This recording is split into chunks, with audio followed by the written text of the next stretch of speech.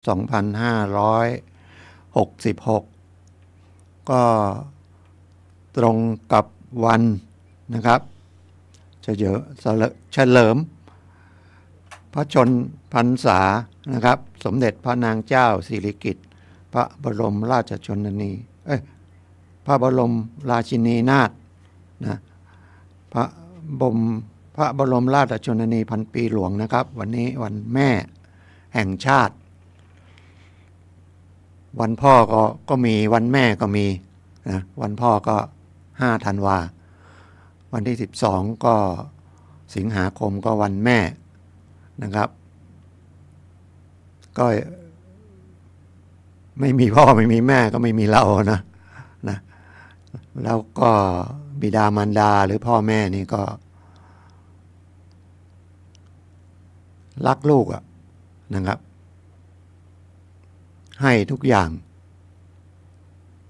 แต่พอบางคนนะครับพอโตขึ้นเริ่มวัยรุ่นก็คึกขนองทำอะไรก็เกินเลยไปนะครับ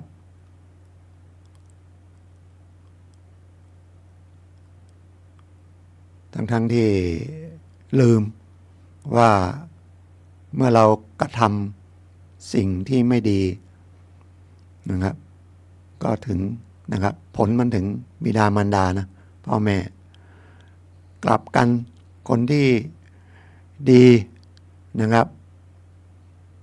เรียนหนังสือดีตั้งใจเรียนดีเอาเปรียบเทียบง่ายๆนะครับก็ถึงบิดามารดานะครับฉะนั้น อยากให้วัยรุ่นนะครับก็ยับยั้งชั่งใจนะอย่ามันเกินเลยไปนะอย่างเรียนดีเป็นหมอก็นะเป็นแพทย์เป็นอัยการเป็นทนายความเป็นภาคษานะครับเป็นครูบาอาจารย์เป็นอาชีพสุจริตทั้งหลายนะครับอาชีพสุจริตทั้งหลายเลยนะครับแม้จะไม่ใช่ที่ผมเอ่ยมาว่าเป็นลูกภาคษาเป็นแพทย์เป็นพยาบาลอะไรทั้งนั้นนะคนขับรถของเทศบาลเป็นพนักงานขับรถหรือของเทศบาลอาจจะเป็นรถที่เก็บขยะอะไรอย่างนั้นก็ได้ก็งานสุจริตนะไม่ต้องไปละอายใจนะครับเพราะแล้วก็ทุกอย่างท่านทุ่มเทให้ตัวลูกนะครับแต่ถ้าคนไม่มีลูกก็ไม่รู้ความรู้สึกนะเดี๋ยวนี้ก็ไม่แต่งงานกันเยอะแต่งงานก็ไม่อยากได้ลูกนะกลัวนะสมัยก่อนพ่อแม่ไม่ได้คิดอย่างนั้นเลยนะมีลูกก็เป็น10เป็นครอบครัวผมก็8 คนนะบางคนที่มาเห็นมาทำงานที่ลำพูนก็ส่วนใหญ่ก็ลูกเป็น10 5-6 คนนะครับเลี้ยงมาได้ไงแต่เดี๋ยวนี้มานั่งคิดเนี่ยครับว่าเลี้ยงลูกคนหนึ่งหมดจริงๆหมดเป็นล้านนะหลายล้านเลยนะค่ากินค่าอยู่ค่าเรียนหนังสือเสื้อผ้านะ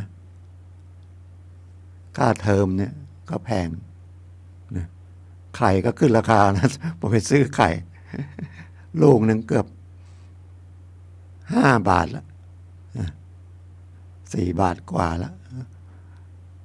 เห็นราคาน้ำมันก็ไม่ค่อยอยากจะขับรถเลยแก๊สโซฮอลก็ไป39 บาทกว่านะวิ่งน้ำมันลิตรหนึ่งก็ได้10 กว่ากิโลก็ประมาณ3 บาทนะยังประหยัดเนี่ย3 บาทละวิ่ง100 กิโลก็300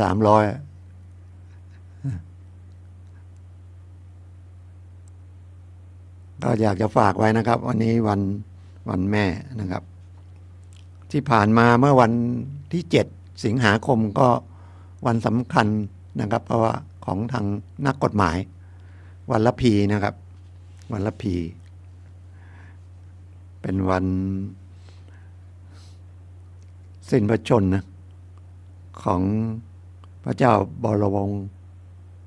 เธอกรมหลวงราชบุรีดิเรกฤทธิ์นะบิดาแห่งกฎหมายไทยท่านเป็นโอรสในพระบาทสมเด็จพระจุลจอมเกล้ารัชกาลที่5นะครับประสูติเมื่อ21ตุลาคม2417แล้วก็สิ้นพระชนม์นะ2463อายุได้ประมาณสัก50จบจากอังกฤษนะครับอายุ17ไปเรียนที่อังกฤษ3 ปีในนิติศาสตร์แล้วก็กลับมาช่วยงานนะครับมาเป็นเสนาบดีกระทรวงยุติธรรมมาแก้กฎหมายมาสร้างนะครับโรงเรียนนักกฎหมายถึงต่อมาก็เป็นเนติบัณฑิตยสภานะครับ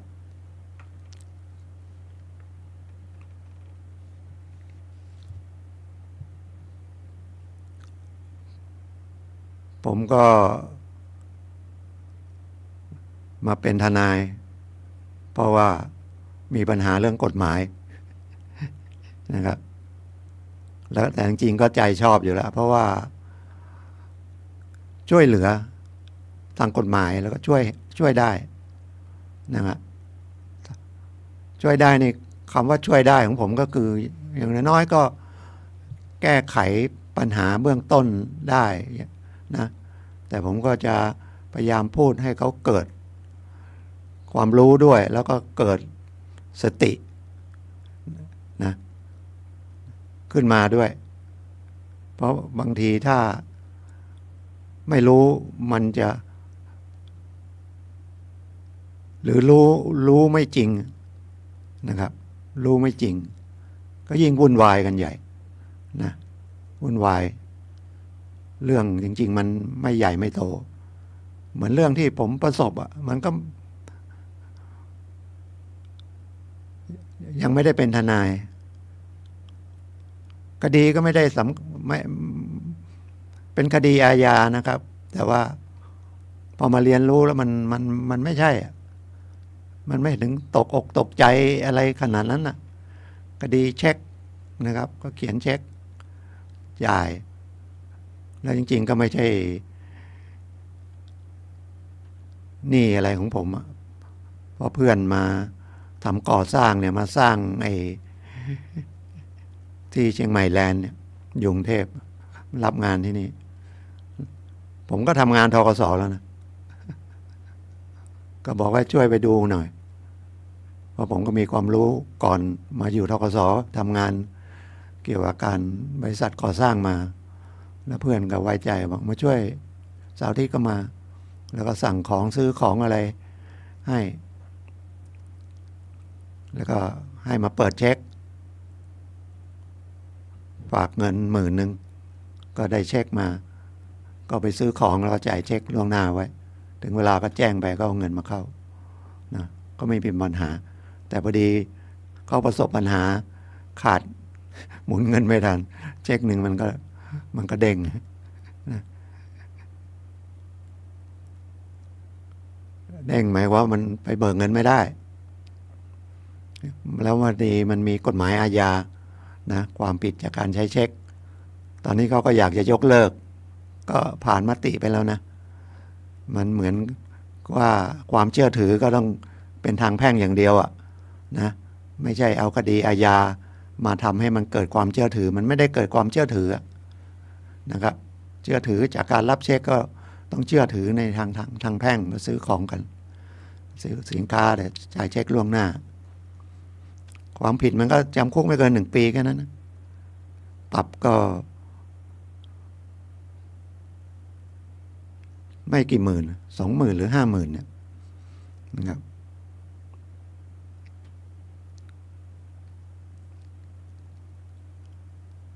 เขาก็ฟ้องนะครับฟ้องศาล คือเป็นคดีอาญามันเดินเข้าสู่กระบวนการศาลได้2 ทางไปร้องทุกข์ใช้คำว่าร้องทุกข์นะครับต่อตำรวจไปโรงพักทำไมใช้คำว่าร้องทุกข์เพราะว่าถ้าไปลงไว้เป็นหลักฐานนั้นมันไม่ใช่ร้องทุกข์ร้องทุกข์มันหมายว่าต้องการดำเนินคดีจับกลุ่มเหมือนลักทรัพย์อย่างเงี้ยนะถ้าลักทรัพย์นี่มันชัดเจนแต่ช่อโกงมันก้ำกึ่งนะพวกเนี้ยถ้าลักทรัพย์เนี่ยเป็นอาญาแผ่นดินไปแจ้งลักทรัพย์เลยเขาก็ลงเป็นอาญาแผ่นดินก็คือร้องทุกข์เป็นผู้เสียหายเลยนะแต่บางทีมันคดีช่อโกงอย่างเงี้ยบางคนก็บอกไปลงไว้เป็นหลักฐานนะและอายุความมันก็ไม่ได้นับไปด้วยนะแล้วคดีช่อโกงเนี่ยถ้าช่อโกงธรรมดานะคดีมันเรื่องอายุความอีกมันละเอียดเนี่ยกฎหมายมันเรียนพอมาเรียนแล้วมันก็รู้ขึ้นมามากนะภายใน3 เดือนไม่ไปแจ้งความหรือไม่ดำเนินคดีขาดอายุความคดีเช็คมันก็เหมือนกันมันคดีที่ยอมความได้3 เดือนเขาเอาเช็คไปเข้ามันก็คืนเช็คธนาคารคืนเช็คท่านกำลังรับฟังรายการทนายความพบประชาชนนะครับผมทนายสุรชัยจินวัฒน์ดำเนินรายการทางสถานีวิทยุคลื่น FM 105 เมกะเฮิรตซ์วัดไฝหินเข้าไปที่ Facebook หรือ YouTube นะฮะวิทยุวัดฝายหินก็ได้ฝายหินก็ได้ภาษาอังกฤษก็ FAIN นะฝาย SIN ฝายหินพิมพ์เข้าไปนะครับ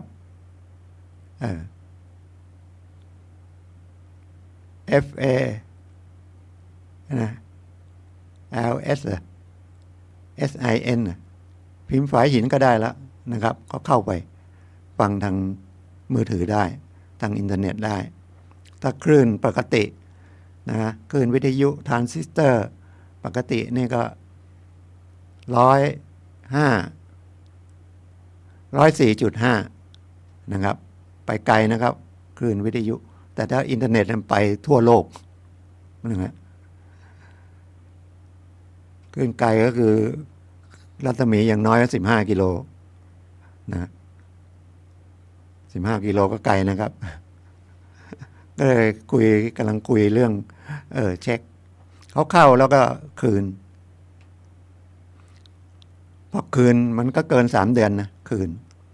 เขาก็ไปหาทนายเก่งเขาบอกคุณไปเข้าใหม่ไปเข้าครั้งที่2คือเขาฉลาดไงเก่งยอมรับพอครั้งที่2เขาเอาครั้งที่2มาฟ้องเพราะครั้งแรก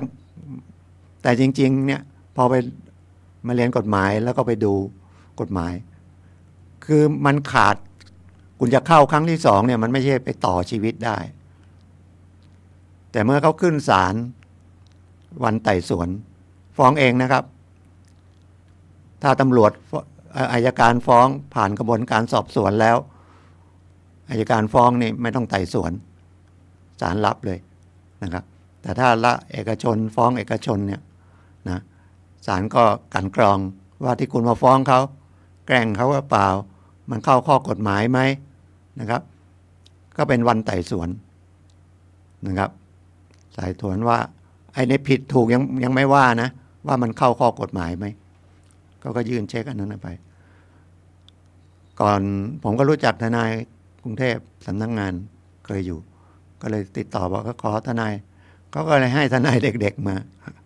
ไปไต่สวนที่จริงเขาน่าจะซักค้านวันนั้นว่าคดีมันขาดอายุความอันนี้ผมมารู้หลังจากที่ผมมาเรียนมาศึกษานะเขาก็ออกพร้อมไปไต่สวนคดีมีมูลก็จะนัดอีกครั้งหนึ่งนัดพร้อมนัดสืบอะไรก็แล้วแต่ตัวจำเลยผมตกเป็นจำเลยแล้วพอก็รับฟ้องต้องไปศาล มันมี2 ทางไปศาลแล้วก็ขอประกันตัวนะครับ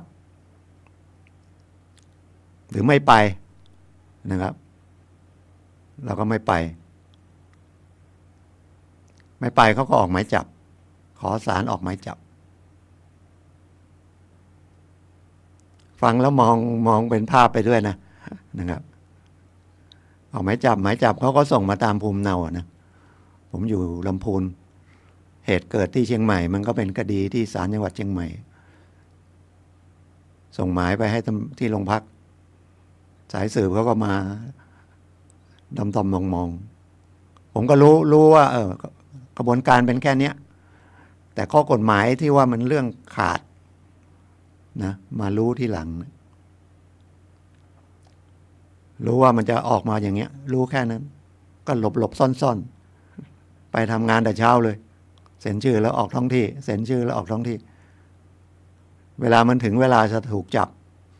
มันก็พอดีเนาะมันจะต้องถูกจับตำรวจก็เข้ามาไม่รู้จักมันไม่มีรูปถ่ายเข้าไปที่ธนาคารธกส.ลำพูนเจอคนขับรถชื่อพี่นพเขาก็ถามเขาก็ชี้มาที่ผมพอดีผมเดินลงจากมาออกมาพอดีก็ชี้ตำรวจก็จับตามหมายเอาไปไว้ที่โรงพักเพื่อส่งตัวมาศาลที่เชียงใหม่ผมก็ติดต่อทนายที่เป็นทนายของธกส.เขาก็ไม่แนะนำอะไรความจริงกันมาเรียนรู้อีกที่จริงก็ประกันตัวก็เอาตำแหน่งงานหรือขอเพื่อนที่มันตำแหน่งงานสูงหน่อยก็ประกันก็ได้เขาก็ไม่แนะนำที่ผมเรียกมาก็คือผมขอให้โทรบอกเพื่อนผมที่เป็นเจ้าของโครงการก่อสร้างนะว่าผมถูกจับแล้วก็รู้สึกจะใส่แหวนทองอยู่วงหนึ่งมันก็เลยให้เขาบอกช่วยโทรหน่อยในกาไม่มีมึง แหวนสลึงนึงมั้งก็ถอดให้เขาพอรู้ละพอมาถึงศาลก็อยู่ใต้ถุนศาลนายประกันก็เดินไปเดินมาก็จะมาประกันอย่างน้อยก็ต้องเสียเขา10,000ทางเพื่อนผมก็บอกไม่ต้องไปประกันผมกำลังตีรถมามันก็ผ่านเวลาไปมันเย็นนะครับเขาก็เอาผมเข้าไปเรือนจำเลย เป็นระบบเขานะครับไปอยู่ในเรือนจำ2 คืน3 วัน2 คืนเจ้านี่เขาบอกก็เจ้านี่เขาเข้ามาเขาก็รู้นะเข้ามาคุยก็อยากได้ตังค์เนาะเราก็ไม่ได้ว่าอะไรเขาก็ใช้อย่างนั้นถูกต้องผมบอกไม่เป็นไรเงินเพื่อนผมก็จริงเงิน70,000เนี่ยผมรับผิดชอบผมมีที่ดินเนี่ยผมเอาใบที่ดินให้คุณยึดไว้เลยขอเวลาปีนึงให้เพื่อนผมหาเงินมาให้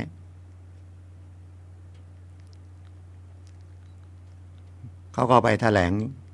ศาลว่าชำระหนี้ละศาลก็ปล่อยออกจากเรือนจำ5 โมงเย็นกว่าวันที่3ก็ดีนะได้รสชาติรู้ว่าในเรือนจำเป็นยังไงห้องเขาออกแบบมานอน100 คนนอนกัน300 คนเบียดเสียดขนาดไหน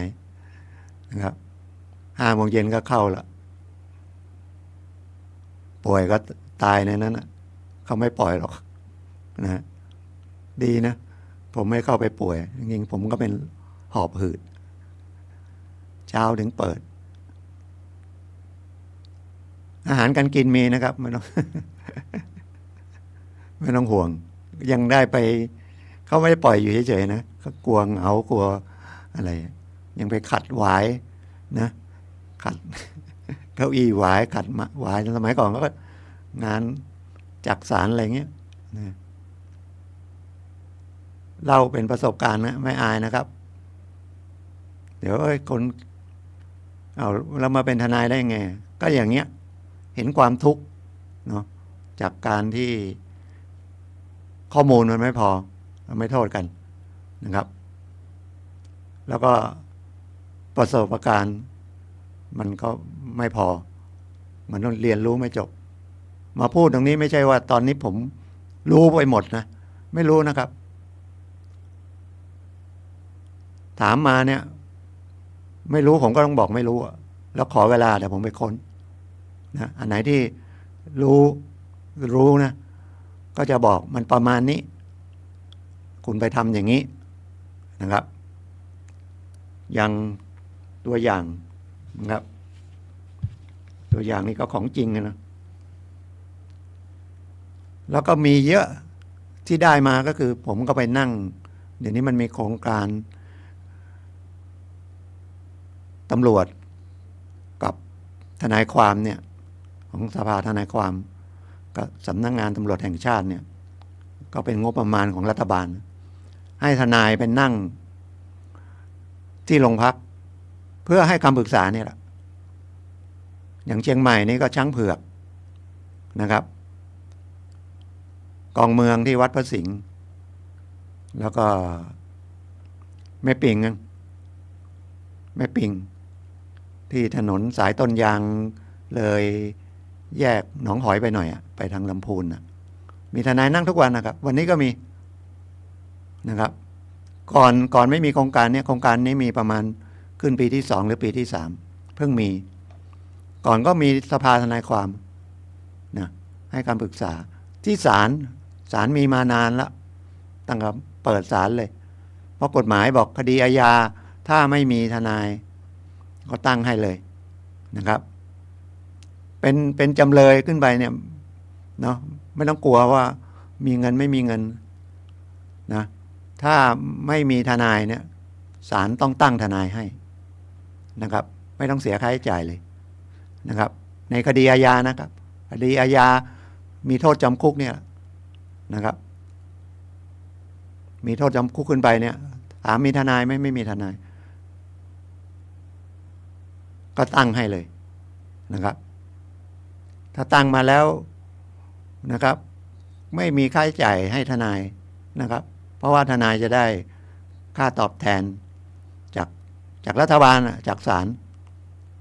จากกระทรวงยุติธรรมนะครับแต่ผู้ไปนั่งคำปรึกษานี่จะไปนั่งแล้วก็ได้โอกาสรับคดีอะไรอย่างนี้ไม่ได้นะครับผิดระเบียบของสภาทนายความนะครับทนายที่ไปนั่งนะแล้วก็มีคนมานั่นก็จ้างคุณเลยอะไรอย่างเงี้ยนะ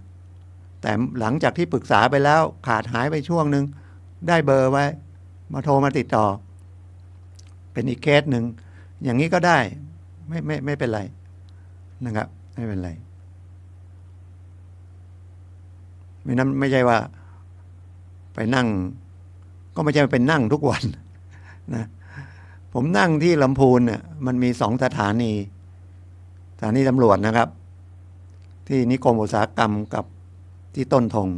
งก็เป็นเมืองลำพูนเดือนหนึ่งก็3 ครั้งไม่เกิน4 ครั้งศาลก็ตอนนี้ที่ลำพูนนี่มันจันทร์พุธศุกร์นะครับงบน้อยนะครับเดือนละครั้งเว้นเดือนนึงก็ครั้งนึงอีกเดือนก็เว้นมีแค่นี้แล้วก็นี้ก็ยังมีสำนักงานอีกอันหนึ่งที่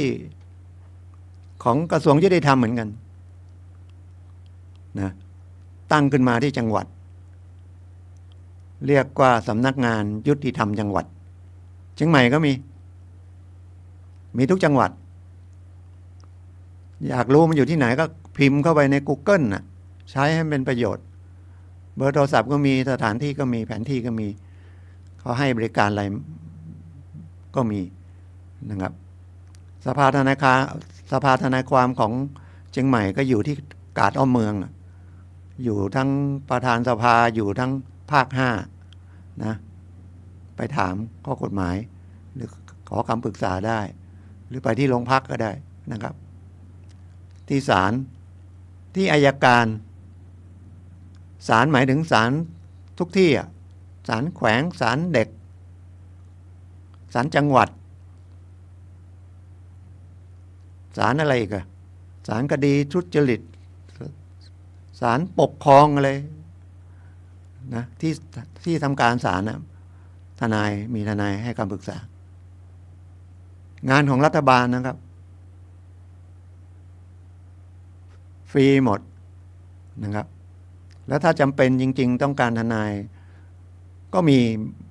อย่างยุติธรรมจังหวัดก็ขอได้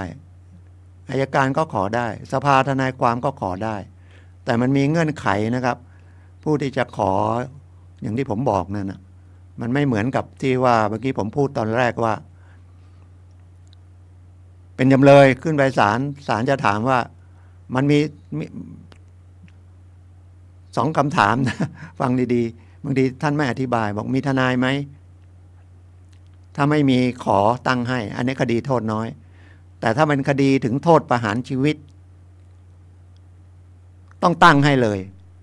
ถ้าไม่มีนะครับจะบอกว่าผมไม่เอาก็ต้องตั้งแต่ถ้าเป็นคดีโทษต่ำๆถามมีทนายไหมไม่มีจะให้ศาลตั้งทนายไหมบางคนไม่เข้าใจไงนึกก็ผมเข้าใจเองเนาะ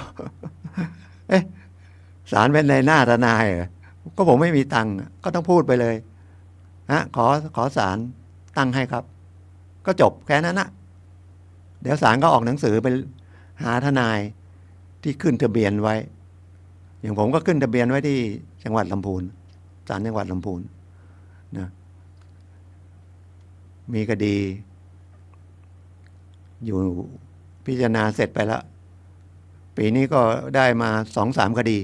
ตอนนี้ก็ได้มาอีกคดีหนึ่งเมื่อวานไปพบจำเลยนะครับเพื่อจะได้สอบถามจำเลยว่าไปทำผิดเนี่ยมันเรียกว่าสอบข้อเท็จจริงเดี๋ยวผมจะเล่าต่อเรื่องที่ผมไปพบทนายนะครับอันนี้เช่าซื้อคงเข้าใจนะเอาก่อนเช่าซื้อเอาขายฝากก่อนขายฝากนี่ก็เป็นกฎหมายที่เจ้าหนี้เอาเปรียบบอกตรงๆเลยนะครับเจ้าหนี้อย่าโกรธเลยนะครับเอาเปรียบยังไงคุณจะเอาเงินอย่างผมมีตังค์อยากได้ตังค์ผมปล่อยเงินกู้ไม่ใช่ช่วยเหลือนะหรือจะช่วยเหลือมันก็ต้องอีกเรื่องหนึ่งนะเอาว่าเป็นนายทุนรู้ข้อกฎหมายขายฝากนะครับจะเอาเงินเท่าไหร่100,000เขาก็รู้แล้วเขาก็ต้องดูว่าอย่างน้อยไปดูราคาประเมินละในทุนราคาประเมินก็เช็คเข้าไปในเว็บไซต์ก็รู้ละที่ดินแปลงเนี้ยสัก300,000เขาให้อย่างมากไม่เกิน100,000แล้วครับ100,000เอาไหมแล้วเดี๋ยวนี้กฎหมายก็ออกมาช่วยอีกสมัยก่อนมันไม่มีเรียกดอกเบี้ยกันเอา100,000ปีหนึ่งคืน200,000เลยตอนนั้นหน้ามืดไงเดือดร้อนมากอะไรอย่างเงี้ยจะเอาเงินไม่รู้อะแล้วก็คิดว่าไหวปีหนึ่งไหวได้ตังค์มา100,000อีกปีต้องใช้200,000ไหวผมเจอบางคนเนี่ยคิดว่าไหวนะ7-8 หมื่น6 เดือนอย่างเงี้ยไม่ไหวยึดเลยไม่ต้องยึดเลยนะครับอันนี้มันไม่ได้ยึดนะขายฝากฟังดีๆนะอย่าปนกันนะเมื่อกี้ผมจะคุยเรื่องเช่าซื้ออะไรพอนึกไอ้ขายฝากได้มาคุยเรื่องขายฝากก่อนขายฝากคือขายเลยอ่ะขายเหมือนขายปกติเลยโอนสิทธิ์เลยแต่มีเงื่อนไขนิดเดียวคำว่าขายฝากภายในกำหนดเอาสตังค์ไปใช้หนี้คืนให้เราแล้วตอนขายฝากนี่เสียค่าธรรมเนียมเหมือนขายทุกประการแล้วเขาก็ต้องให้ไอ้ตัวลูกหนี้จ่ายด้วยนะถูกไหมคุณก็ต้องเอา100,000มันก็เหลือไม่ถึงแล้วนะหรือจะเอาเขาบวกเป็น120,000 คุณต้องมาคืนผม200,000แล้วบางรายกันไม่อย่างนี้ยังไม่พอคุณต้องส่งดอกเบี้ยผมเป็นรายเดือนมันไม่มีส่งรายเดือนนะครับขายฝากไม่ใช่ส่งดอกเบี้ยรายเดือนอีกเก็บกันอย่างนั้นอีกลูกหนี้ไม่รู้ลูกหนี้จนปัญญานะมันเดือดร้อนตรงที่จนปัญญานั่นแหละธนาคารมีเยอะแยะเลยเข้าธนาคารนะครับธนาคารของหลวงอ่ะนะคุณมีที่ดินเข้าไปเนี่ยอย่าไปบอกมันช้ามันไม่ได้ไปก่อนนะครับเขาเห็นที่ดินเขาก็เอาเนาะเขาจะให้อยู่แล้วถ้าเป็นเกษตรกรยิ่งง่ายธกสนะครับเดี๋ยวนี้ก็ออมสินก็โฆษณาเห็นไหมกู้เงินไม่ต้องค้ำประกัน50,000ก็ได้แต่อย่าไปกู้ในแอปนะครับกู้ในแอปโดนหลอกแน่นอนเลยไม่มีกู้เงินในแอปนะครับกู้เงินในมือถือคุณเสียเงินแน่นอนเลยย้ำแล้วย้ำอีกขึ้นโรงพักทุกวันขายฝากนี่หลุดไปเลยนะครับแล้วไปเจอเจ้าหนี้ที่เขี้ยวเอาเขี้ยวดีกว่าจะบอกไม่มีศีลธรรมก็เดี๋ยวเขาออกไปเจ้าหนี้มันไอ้คนนี้มันพูดอะไรไปว่าเขาวันถ่ายถอนบางทีตรงกับวันหยุดกฎหมายก็บอกให้เลื่อนไปก่อนนะครับต้องไปก่อนบางทีเอาไปเลยวันเนี้ยเดี๋ยวผมไปไม่ไปนัดไปคืนที่ดินวันนี้วันสุดท้ายแล้วผมเอาตังค์มาแล้วไม่มาเอาเปรียบเพื่อให้มันพ้นเอาข้อกฎหมายมาใช้ประโยชน์พ้นไปก็เรียบร้อยเลยเดี๋ยวนี้กฎหมายเลยแก้ใหม่นะครับวันสุดท้ายหรือก่อนวันสุดท้ายคุณมีเงินเอาไปคืนนะครับแต่มันยังไม่วันสุดท้ายเนี่ยเขาไม่มาถ้าไม่มาเขาแกล้งไม่มาเขาบอกเดี๋ยวมาไม่เป็นไรหรอกเดี๋ยวผมคืนให้ผมอยู่ต่างประเทศโดนหลอกหลุดละก็ที่ตั้ง2-3 แสนเขาเสียเงินไป100,000 เดียวความโลภมันมีนะครับโดยเฉพาะเดี๋ยวนี้ที่ดินมันแพงพี่น้องทะเลาะกันนะครับพ่อแม่กับลูกบางทีก็ทะเลาะกันเรื่องที่ดินเนี่ยนะญาตินะครับกฎหมายใหม่เรื่องขายฝากก็คือถ้ามันมีพฤติการอย่างนี้ก็เอาเงินนะครับให้ที่เจ้าพนักงานนั่นแหละนะเอาเงินให้หรือถ้าไม่ได้หอบเงินมามันเป็นแคชเชียร์เช็คก็ถือที่ธนาคารรับรองว่ามันมีเงินแท้ๆขี้เกียจหอบเงินมานะก็เอานั่นแหละเช็คถ้าเขารับแล้วเจ้าหน้าที่ที่ดินนั่นแหละเขาจะรับเงินเลยแล้วเขาจะมีหนังสือแจ้งไปที่เจ้าหนี้ผู้ซื้อฝากให้มาจดทะเบียนภายใน30 วันก็ต้องนัดกันแล้วก็มาถ้าไม่มาเขาจะยกเลิกไอ้โฉนดใบนั้นเลยแล้วออกโฉนดให้เจ้าของที่ดินตัวจริงเพราะไม่มีหนี้สินแล้วนี่กฎหมายแก้ใหม่ที่ผมมาพูดอย่างเงี้ยเมื่อ2 วันมีคนมาถามขายฝากเป็นยังไงไปถามพ่อหลวงก็ไม่รู้ขออภัยนะไปถามเทศบาลก็ไม่รู้คือไม่สนใจเรื่องกฎหมายซึ่งเป็นเรื่องสำคัญนะครับที่บ้านผมก็ไม่มีใครรู้นะครับผมเอาเรื่องที่อย่างเงี้ยที่คิดว่าเป็นประโยชน์แก่ผู้ฟังนะครับมาคุยนะครับขายฝากนะครับมันโอนกรรมสิทธิ์ไปแล้วนะครับเหมือนขายจริงเลยนะครับแต่มีกำหนดที่จะถ่ายคืนได้ขายคืนพร้อมค่าตอบแทนเรียกว่าผลประโยชน์กันแล้วกันรัฐบาลก็ให้ไม่เกิน115ต่อปีสูงนะครับไปไว้ธนาคาร เงินฝากธนาคาร สมมติเรามี100,000ไปฝากธนาคารนะมันได้1,000อ่ะ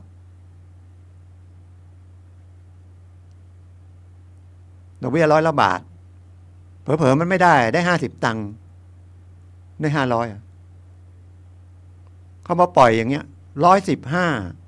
115ปีแล้วเท่าไหร่100,000 15,000 3 ปี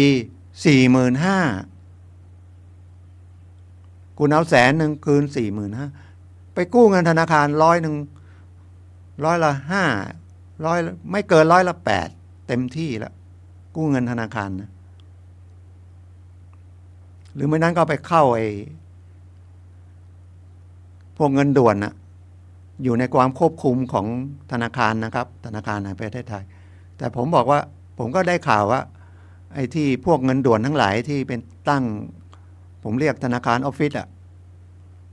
เงินด่วนเงินอะไรพวกนั้นอะก็ยังเอาเปรียบอย่างนี้เอาเร็วเหรอเอาโฉนดมาเขียนหนังสือให้ผมก็ให้เซ็นใบมอบอำนาจเซ็นอะไรก็ไม่รู้กลายเป็นมอบอำนาจเผลอๆถึงเวลาไปโอนเอาเลยได้ข่าวอย่างนี้นะอันนี้ไม่ใช่นะครับแล้วถ้ามันมีเรื่องเกี่ยวกับเงินกู้เกี่ยวกับสินค้าหน่วยงานที่ช่วยเราอีกเกี่ยวกับการซื้อขายซื้อของสั่งออนไลน์ได้ไม่ใช่ไม่ได้รับยังมีหน่วยงานอีกอันหนึ่งสำนักงานคุ้มครองผู้บริโภคเดี๋ยวนี้ก็เปลี่ยนเป็นองค์กรก็อยู่ที่เดียวกันนะองค์กรของผู้บริโภคนะครับมันมีเบอร์นะครับ020391839สภาองค์กรของผู้บริโภคเว็บไซต์มันก็มีนะครับพิมพ์เข้าไปสภาองค์กรของผู้บริโภคก็ได้นะครับถูกหลอกซื้อออนไลน์นี่ก็ซื้อสินค้าออนไลน์ก็ช่วยหลงไปกู้เงินแอปเถื่อนก็ไปร้องที่คุ้มครองผู้บริโภคได้นอกจากไปแจ้งโรงพักแล้วนะไปดาวคอนโดดาวบ้านเขาห้ามลิฟต์นะครับกฎหมายออกใหม่ไปดาวเนี่ยถ้าไปคืนภายในสัญญากฎหมายดูแลเราเยอะเลยแต่เราไม่รู้ว่านะไม่รู้ทนายก็รู้ไม่หมดผมก็รู้ไม่หมดบางเรื่องเจอยังเดี๋ยวนี้ยัง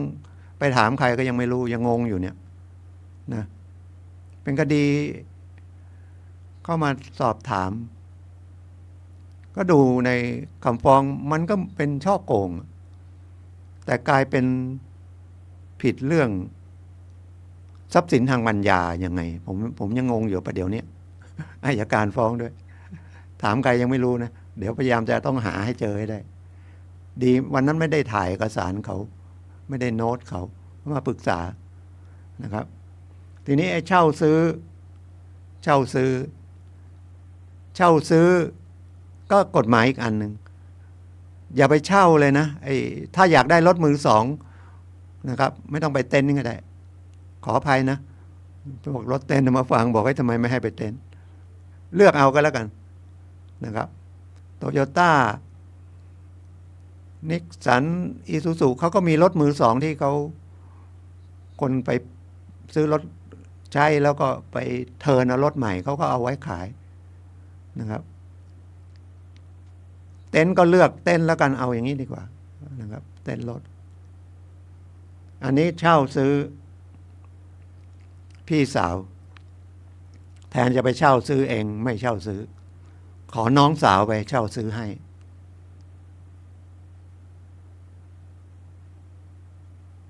มีหลายรายอย่างเงี้ยบางคนสามี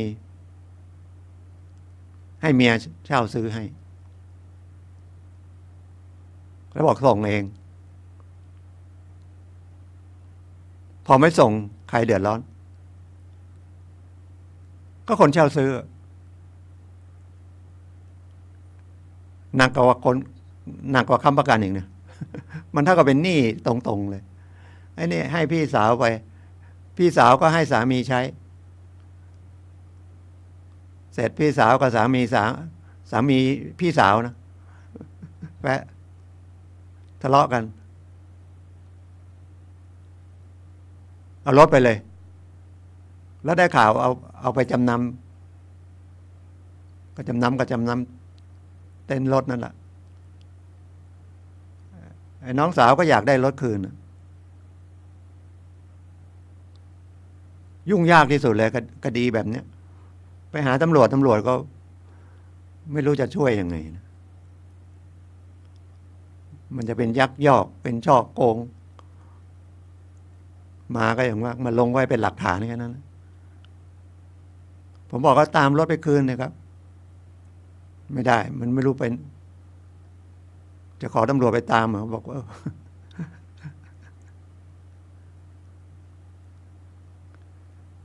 ก็ไปเขาก็ไปหา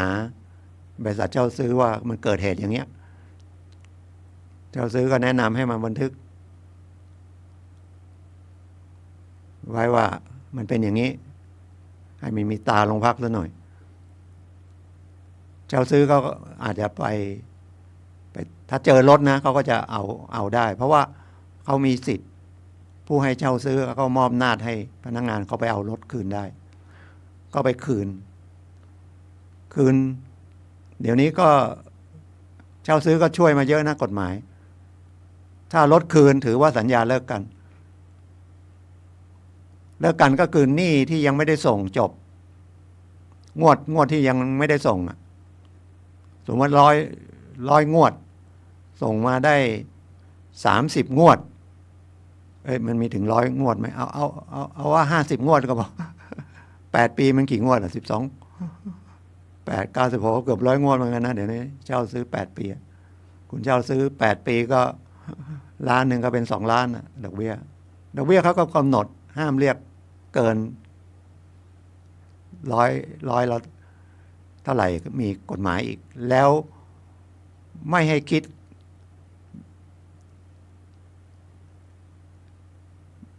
เอาดอกบวกต้นอะไรเหมือนสมัยก่อนให้คิดแบบธนาคารนะครับ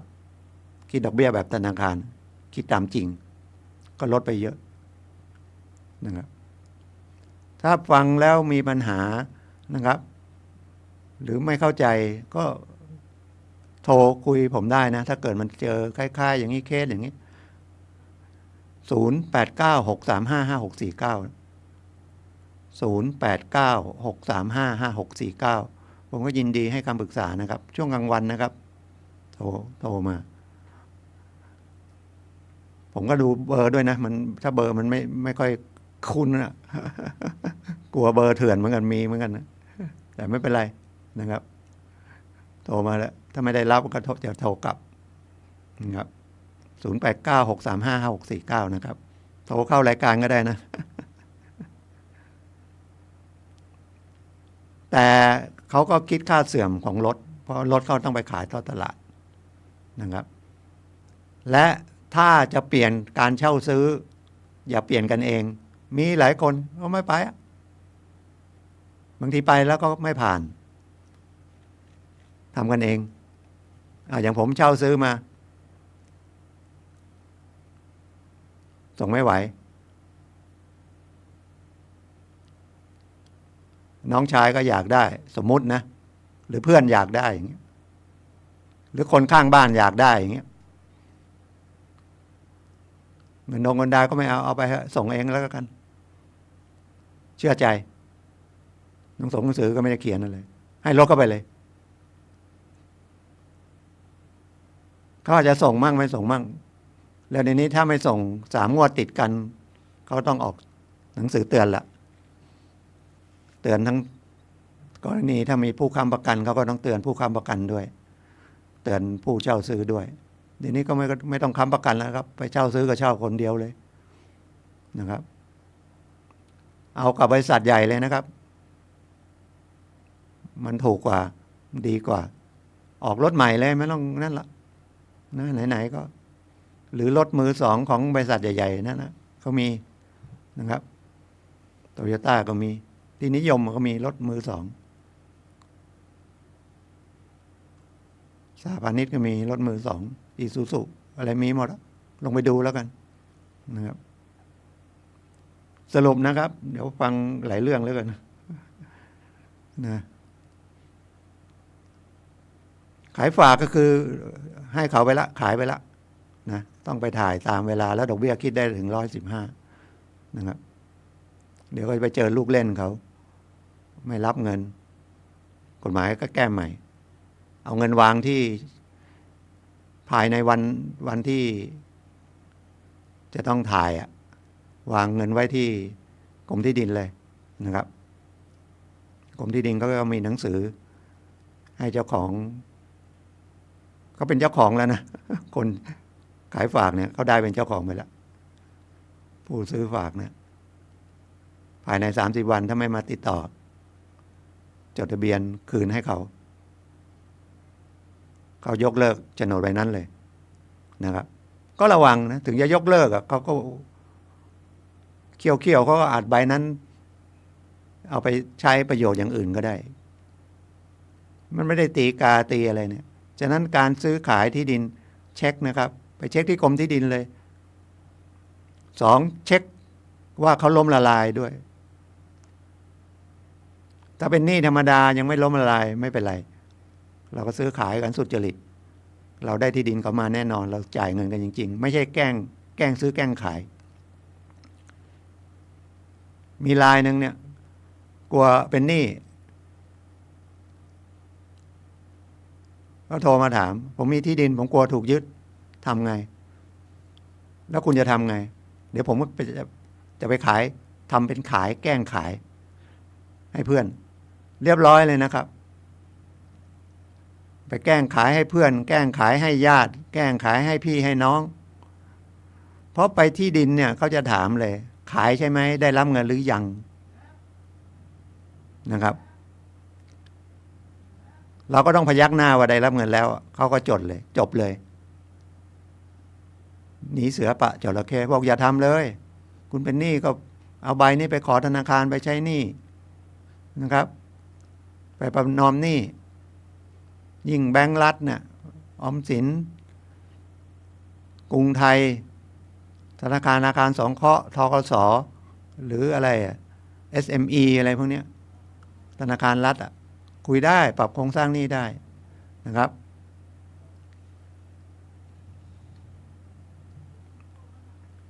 1อย่าไปค้ำประกันอย่าไปเช่าซื้อให้ใครอย่าให้ชื่อไปเปิดบัญชีคุณติดคุกเท่ากันบัญชีม้าแต่แรกกว่าจะเข้าใจว่าบัญชีม้าผมก็ไม่ค่อยฉลาดเท่าไหร่หรอกอ๋อรับจ้างนี่เองเขาเรียกบัญชีม้าแล้วก็จะจับได้บัญชีม้าอย่างเดียวนั่นนะครับแต่เงินไม่เล็กเงินไม่มากก็บัญชีม้าก็ตังจ่ายให้ผู้เสียหายเสียคดีก็จบมันไม่ได้ตัวจริงหรอกไปเปิดบัญชีได้1,000-2,000ติดคุกเท่ากันนะครับบัญชีม้าก็บัตรประชาชนถ้าจะเอาบัตรประชาชนถ่ายเฉพาะใบข้างหน้าอย่างเดียวใบข้างหลังไม่ต้องถ่ายนะครับเดี๋ยวนี้ไม่ค่อยมีใครเรียกเอกสารบัตรประชาชนแล้วครับไปติดต่อที่ไหนเขาก็จะเอาบัตรตัวจริงเสียบเข้าเครื่องเลยนะครับถ้าอยากได้จริงๆเขาก็จะบอกว่าคุณไปถ่ายเอกสารมานะครับไม่มีนะครับส่วนใหญ่จะไม่ใช้ละนะครับใช้บัตรตัวจริงเลยนะครับแล้วถ้าจะเอาก็ถ่ายเฉพาะข้างหน้าเพราะข้างหลังมันมีโค้ดนะครับแสดงตัวตนนะครับก็ฝากหลายเรื่องนะครับข้อกฎหมายทั้งนั้นนะครับอีกอันที่กำลังจะคุยว่าไอ้เสพยาบ้าเนี่ยก็สงสารนะติดยาบ้าเนี่ยมันเขาเครียดมากคนเครียดที่ติดเหล้าติดบุหรี่บางเลิกง่ายไหมบุหรี่คนที่ติดบุหรี่ไม่ใจแข็งจริงเลิกไม่ได้แล้วยาบ้ามันยิ่งหนักกว่าแต่สูบบุหรี่เนี่ยมันผิดที่ไปสูบตรงบริเวณที่ห้ามสูบแต่เลิกยากนะติดง่ายเลิกยากไม่ต้องไปพูดเรื่องฝิ่นกัญชาอะไรเนี่ยนะครับ ยาบ้ายาไอซ์ยาอีก็มีเงินแต่ก็ยังเครียดไงเครียดแล้วแก้ไม่ถูกไม่เข้ามาหาหลักของพระพุทธศาสนานะครับจิตใจไม่เข้มแข็งมีเงินนะครับจัดปาร์ตี้กันเข้าไปโอ้มีทั้งยาไอซ์มีทั้งยาเคเอาไปตรวจสีม่วงหมดแล้วถ้าเขาเรียกตรวจแอลกอฮอล์ก็ดีตรวจปัสสาวะอะไรก็ดีนะอย่าขัดขืนนะครับมันมีโทษนะ ถ้าจะขัดขืนยังไงก็ว่ากันบอกไปตรวจที่โรงพยาบาลอะไรก็นั่นมันมีโทษโดยเฉพาะยาบ้าเนี่ยมีโทษ1 ปีนะจะตรวจปัสสาวะนี่ไม่ยอมให้ตรวจเนี่ยแต่ก็ต้องมีเหตุนะครับถ้าเราเห็นตำรวจขอดูใบขับขี่ขออะไรแล้วไม่แต่งเครื่องแบบหรือมันใช่อะไรไหมกล้องติดรถก็ควรจะมีหรือมือถือก็ขออนุญาตถ่ายเลยนะมันจะได้มีหลักฐานไว้หรือหาพยานไว้มีเพื่อนไปด้วยอะไรนะครับอันนี้เขาเสพมีคดีอยู่ก็ตัดสินศาลก็กำลังให้อยู่คุมประพฤติให้ไปบำบัดถ้าเสพนะครับให้ไปบำบัดนะมีเม็ด2 เม็ดไม่เป็นไรไม่เกิน15 เม็ดแต่ถ้ามันมีพฤติกรรมขายเม็ดเดียว2 เม็ดก็ถือว่าขายนะโทษหนักนะขายจำหน่ายจ่ายแจกแพร่กระจายโทษหนักแต่ถ้าเสพจริงๆมันถือว่าเป็นคนป่วยไปบำบัดอันนี้มันยังเสพอยู่เจอตาแดงเลยผมบอกเลิกได้ไหมคุณนึกถึงแม่คุณทำให้แม่ก็อายุ70แล้วมีลูก2 คนติดยาทั้ง2 คนน่ะแม่ก็เครียดจนหมอส่งไปสวนปรุงอีกโอ้โหมันทุกข์มันยากแท้คุยกับเขาเป็นชั่วโมงอ่ะบอกคุณต้องเลิกนะคุณไปบำบัดนะส่วนคดีเนี่ยโดนจับเนี่ยผมก็จะศาลก็ตั้งผมมาช่วยผมก็จะหาช่องทางช่วยให้คุณนะครับ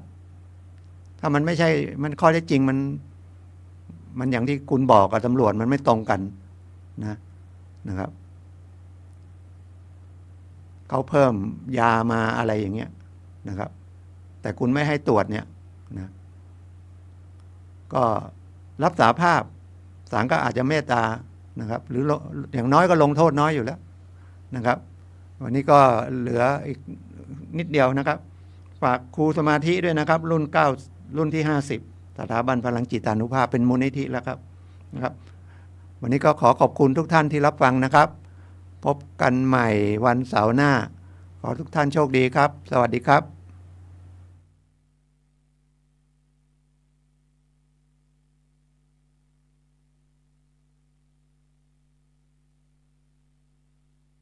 เหมือนเพิ่มฟ้ากว้างสาดแสงสว่างส่องทั่วพระสุธาภูเขาขวางกันไม่หวั่นอุราสองชาวฟันฝ่าทำสมาธิที่ดอยอินทนนท์ความรักซาบซึ้งแนบตรึงที่ตรงดวงจิตกับได้พบมิตรถูกจิตถูกใจทุก